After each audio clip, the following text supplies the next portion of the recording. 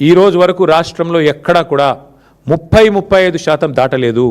చివరికి రైతులు విసిగి వేసారిపోయి ప్రైవేట్లు అమ్ముకోవాలన్నదే మీ కుట్ర, మీ ఉద్దేశం అదే స్పష్టంగా మాకు కనబడుతున్నది. మొత్తం కలిపి 1,51,00,000 మెట్రిక్ టన్నులు పండింది ఈరోజు రాష్ట్రంలో. మీరు కొన్నది ఎంత అండి ఇప్పటివరకు? లెక్కలు బయట పెట్టండి. ఎందుకు అబద్ధాలు చెప్తారు తెల్లారు లేస్తే? మేము తిరిగి చూస్తూ ఉన్నాం, మేమేం ఊరికే చెప్పట్లేదు. మేము మళ్ళీ డిమాండ్ చేస్తూ ఉన్నా, రేపు క్యాబినెట్ మీటింగ్ ఉన్నది, ముఖ్యమంత్రి గారిని నేను డిమాండ్ చేస్తూ ఉన్నా. ఈ 10 మంది రైతులే కాదు, ఈ ప్రభుత్వం వచ్చినాక 1000 మంది రైతులు చనిపోయారు ఇప్పటివరకు. ఆ 1000 మంది రైతులకు కూడా మీ ప్రభుత్వమే వాటిని ప్రభుత్వ హత్యలుగానే గుర్తించి తప్పకుండా వారందరికీ కూడా 25 లక్షల రూపాయల చొప్పున చెల్లించాలని చెప్పి కూడా ఎక్స్గ్రేషియా మేము డిమాండ్ చేస్తూ ఉన్నాం. అట్లాగే ఇవాళ ఇంకా విచిత్రమైన ఒక వ్యవస్థ. మా ప్రభుత్వం పోయి 2.5 ఏళ్ళు అయింది. ముఖ్యమంత్రి గారు నోరు తెరిస్తే మా మీద ఏడుపులే. ఇంకా కూడా నోరు తెరిస్తే కేసీఆర్ గారి మీద, మా పార్టీ మీద ఏడుపులు తప్ప మరి ఇవాళ ఎక్కడా కూడా ఒక్క మాట కూడా వేరే వినబడడం లేదు.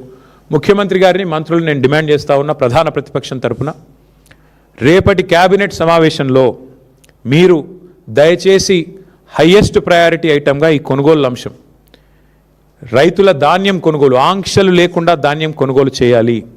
మొలకెత్తిన, రంగు మారిన ఇవన్నీ కూడా మీ వ్యవస్థ వైఫల్యం వల్ల నెల నుంచి 45 రోజులుగా ఇవాళ పడిగాపులు కాస్తూ ఉన్నారు రైతులు. మార్కెట్ యార్డ్లలో, ఐకేపీ సెంటర్లలో, సింగిల్ విండోల సెంటర్లలో 8,500 కొనుగోలు కేంద్రాల దగ్గర పడిగాపులు కాస్తున్న రైతుల తరపున, లక్షలాది మంది రైతుల తరపున అడుగుతా ఉన్నాం. రేపటి క్యాబినెట్ మీటింగ్లో ఇదే ఎజెండాగా పెట్టండి, సింగిల్ పాయింట్ ఎజెండాగా నడపండి.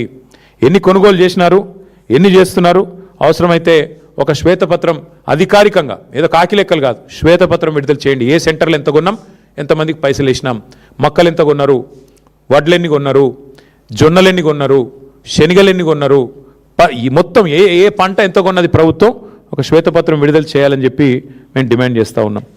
మీరు కనుక ఒకవేళ స్పందించకపోతే డెఫినెట్గా మా పార్టీ ఇప్పటిదాకా కూడా చాలా ఓపికగా ఉన్నాం. మా నాయకుడు కేసీఆర్ గారు సంయమనం పాటించండి, మరి తొందరపడొద్దు, ప్రభుత్వానికి టైం ఇవ్వాలి అంటే మేము నిజంగానే సంయమనంగా ఉన్నాం. కానీ మరి రైతుల తరపున కింద మీ వైఖరి ఇట్లాగే కొనసాగితే తప్పకుండా ఒక కార్యాచరణ కూడా ప్రకటించి మరి క్షేత్రస్థాయిలో ప్రభుత్వాన్ని ఎక్కడికక్కడ ముప్పు తిప్పలు పెడతామని చెప్పి కూడా రైతుల తరపున మరి హెచ్చరిస్తూ, రేపు క్యాబినెట్ మీటింగ్లో ఖచ్చితంగా ఒకటే ఎజెండా ఉండాలి. ఆ ఎజెండా ఖచ్చితంగా రైతులే కావాలని చెప్పి మళ్ళొక్కసారి డిమాండ్ చేస్తూ, రైతు కేంద్రంగానే రేపు క్యాబినెట్ జరగాలి. శ్వేతపత్రం విడుదల చేయండి. ఇప్పటిదాకా ఎంత కొన్నారు, ఇంకెంత ఉంది, ఎంత డబ్బులు కట్టారు, ఎంత పేమెంట్ చేసినారు, రైతు బంధు ఎంత విడుదలైంది ఇప్పటిదాకా, అన్ని విషయాలు రేపు ప్రభుత్వం విడుదల చేయాలి. లేకపోతే తప్పకుండా వారిని నిలదీస్తూనే ఉంటాం, ప్రశ్నిస్తూనే ఉంటామని చెప్పి కూడా తెలియజేస్తూ మీ అందరికి కూడా ధన్యవాదాలు.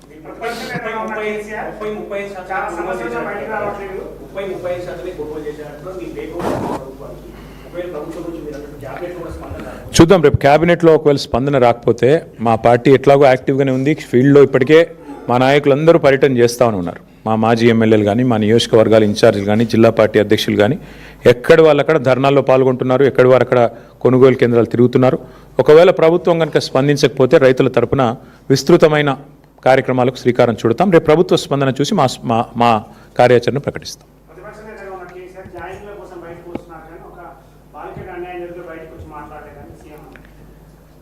ఇవాళ ప్రభుత్వంలో ఉన్నది కాంగ్రెస్ పార్టీ, కేంద్రంలో అధికారంలో ఉన్నది భారతీయ జనతా పార్టీ.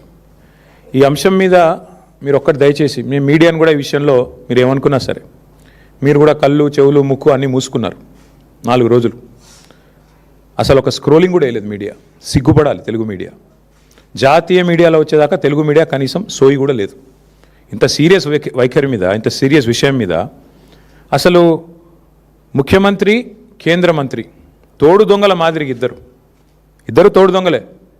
ఒక మైనర్ బాలిక మీద అఘాయిత్యం జరిగితే ఈ రాష్ట్రంలో కంప్లైంట్ తీసుకోవడానికి పోలీసులు నిరాకరించారు. ఎవరండి ఈ రాష్ట్ర హోంమంత్రి? ముఖ్యమంత్రి గారు కాదా? ఆ అమ్మాయిని సతాయించి, తల్లిదండ్రులను సతాయించి 6 గంటలు పోలీస్ స్టేషన్లో కూర్చోబెట్టి వేధించి చివరికి కౌంటర్ కేసు పెట్టించారు. ఎవరు పెట్టించారండి ఈ రాష్ట్రంలో?